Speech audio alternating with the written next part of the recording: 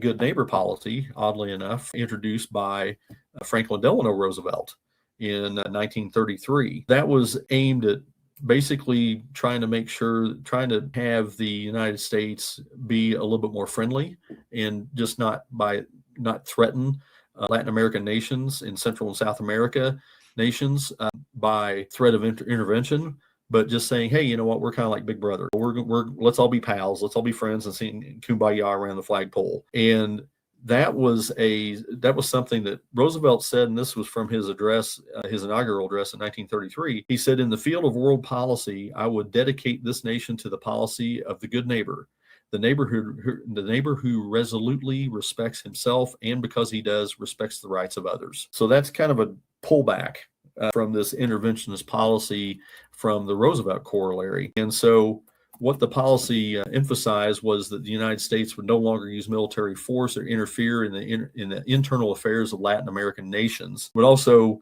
treat Latin American countries as equals rather than subordinates. And it would try to foster good trade through a freer trade through goodwill rather than the threat of military force. And so, that's, some of the things that, the U.S. withdrew from Haiti in 1934.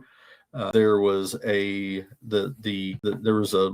amendment called the Platt Amendment that allowed U.S. intervention in Cuba that was repealed in 1934.